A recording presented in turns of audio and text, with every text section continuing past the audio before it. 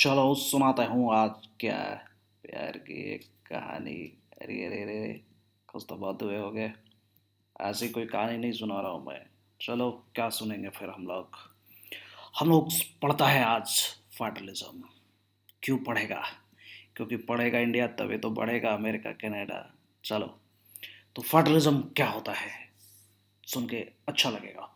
तो federalism is a system of government in which the power is divided between central and different units of the government. मतलब समझ आया? सुन के तो अच्छा लगा होगा। चलो, मतलब क्या है कि फेडरलिज्म एक ऐसी सिस्टम ऑफ गवर्नमेंट है जिसमें पावर का जो डिवीजन है कैसे किया जाता है। कैसे? सेंटर और स्टेट और लोकल गवर्नमेंट में। कोई ज़रूरी नहीं है, हमारे यहाँ इसको 3 लेवल के गवर्नमेंट में डिवाइड किए गए हैं। बट दूसरे कंट्रीज़ में जो है 2 ही लेवल में किए गए हैं। जैसे अमेरिका में सेंटर और स्टेट है। इसको मैं फिर से बता देता हूँ कि पावर का डिवीज़न अलग-अलग लेवल में, जैसे सेंटर का जो है पावर स्टेट में और स्टेट का पावर लोकल गवर्नमेंट समझ रहे हो, म्युनिसिपैलिटीज़ और पंचायत में जो किया जाता है, इसी को फेडरलिज्म बोलते हैं। अब ये डिवीजन क्या क्यों ज़्यादा है? अभी क्वेश्चंस आ रहे होंगे तुम्हारे दिमाग में कहीं आ रहा होगा कि पावर क्यों डिवाइड करेंगे, क्यों नहीं सेंटर ही पूरे रूल पे करेंगे। हम्म सोचो, सेंटर अगर अकेली रहेगी, कोई स्टेट गवर्नमेंट नहीं रहेगा या कोई लोकल गवर्नमेंट नहीं रहेगा, तो सेंटर जैसे चाहेगी वैसे करेगी, बिल्कुल हल्क टाइप के हो जाएगी। समझ आया? इसलिए हम जो है पावर सेंटर और स्टेट के बीच में डिवाइड कर देते हैं और स्टेट का पावर लोकल गवर्नमेंट में। चलो समझ आ गया ना? चलो बढ़िया। अब हम बात करता है क्या फीचर्स ऑफ फेडरलिज्म क्या होता है। कि पहला फीचर्स की बात करेंगे, सो देयर आर टू और मोर लेवल ऑफ गवर्नमेंट। मतलब गवर्नमेंट पूरे कंट्री के तो हम कह सकते हैं कि एक तरह से एक ही होती है, बट फंक्शन करने के लिए पावर का डिवाइड कर देगा। मतलब धड़ एक ही होगा और खोपड़ी अलग अलग होगी। ठीक है ना? कि शरीर एक ही होगा, खोपड़ी अलग अलग होगी। क्यों? ताकि हमें जो है बेहतर सिस्टम ऑफ गवर्नमेंट लानी है। समझ आया? चलो नेक्स्ट, कि both center and state government govern the same citizens, but the level has varying power issues like administration, taxation, legislation। अब ये क्या चीज़ हो गई भाई? ओह, जितना पढ़ रहा हूँ उतना कंफ्यूजन। इसका ये मतलब है, परेशान नहीं होना है। इसका बहुत सिंपल सा मतलब है कि सेंटर और स्टेट गवर्नमेंट दोनों काम करेगी। किसके लिए? हमारे लिए। जैसे मेरा घर झारखंड है, तो मेरे लिए सेंटर गवर्नमेंट भी काम कर रही है और स्टेट गवर्नमेंट भी कर रही है या नहीं कर रही है? कैसे बोलेगो कि सेंटर गवर्नमेंट जो है क्या कर रही है मेरे लिए? सेंटर गवर्नमेंट रेलवे चला रही है, स्टेट गवर्नमेंट इलेक्ट्रिसिटी बोर्ड है। तो सेंटर और स्टेट दोनों मिलके मेरे यहाँ काम कर रही है या हमारे यहाँ काम कर रही है। लेकिन हम लोग जो टैक्स पे करते हैं या दोनों का टैक्स का कलेक्शन अलग अलग तरीके से आता है। समझ आया? चलो आगे बढ़े।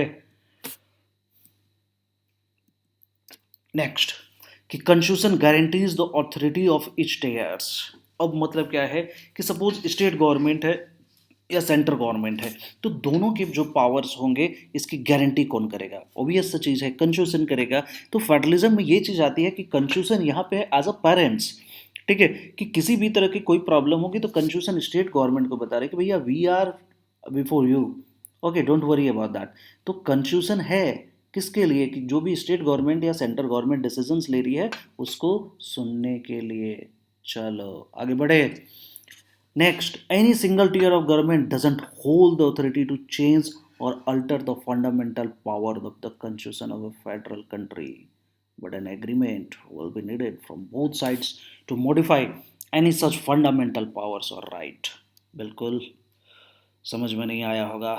अब तुमको तो ये मतलब दया तो समझाएगा नहीं। चलो मैं ही समझा देता हूँ।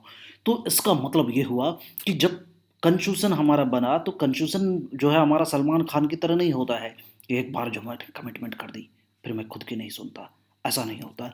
हमारा कंस्टिट्यूशन क्या कहता है कि एक बार जो हमने कमिटमेंट कर दी, तुम्हें को अगर दिक्कत है तो तुम अगर बोलोगे तो मैं तुम्हारी बार बार सुनूंगा। मतलब क्या हुआ कि कंस्टिट्यूशन ने अमेंडमेंट का प्रोविज़न दिया। ठीक है? ये सबसे बड़ी हमारी खासियत है कंस्टिट्यूशन की। ये जो कि हम जो कंस्टिट्यूशन में एक बार जो लिखा गया है उसको फाइनल नहीं माना गया, कुछ चीज़ों को छोड़ के उसमें बदलाव किए जा सकते हैं। ठीक है? तो ये जो बदलाव कौन करेगा? सिर्फ सेंट्रल गवर्नमेंट? बिल्कुल नहीं। सिर्फ स्टेट गवर्नमेंट? बिल्कुल नहीं। दोनों मिलके? बिल्कुल सही। तो सेंटर और स्टेट दोनों मिलके जो है कंस्टिट्यूशन में बदलाव कर सकते हैं। अब समझ में आया दया? चलो, Next, court has the authority to interpret the powers of different government tiers to ensure that they don't change the constitution. ठीक है, अब कोर्ट क्या करेगी? कोर्ट के पास इतने पावर होती है, कोर्ट जो है, तो कोर्ट क्या होते हैं, वो एज अ पेरेंट्स ट्रीट करते हैं कॉन्स्टिट्यूशन के, या कोर्ट कह सकते हैं कि एज अ गार्डियंस होते हैं। तो कोर्ट के पास इतना पावर है कि वो सेंटर हो या स्टेट हो, अब कोर्ट ऐसा क्यों करेगी? कोर्ट करेगी क्यों? क्योंकि कानून के हाथ बहुत लंबे होते हैं। चलो, बिल्कुल सही सोच रहे हो।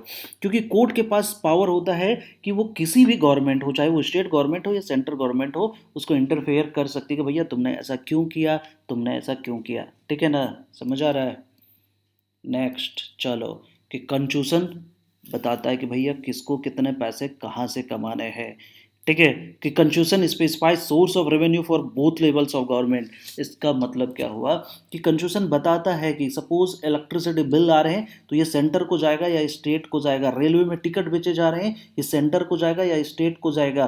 टोल पे टैक्स का जनरेशन हो रहा है, ये सेंटर को जाएगा या स्टेट को जाएगा। ये सारी जो चीज़ें हैं, ये कंफ्यूजन ने क्लियर मेंशन किया है, ताकि एक दूसरे को, कोई लोग जो है, पैसा चाहिए हमको, पैसा चाहिए हमको, पैसा चाहिए, लोग लाठी डंडा निकाल के एक दूसरे का कपार ना फोड़ दें।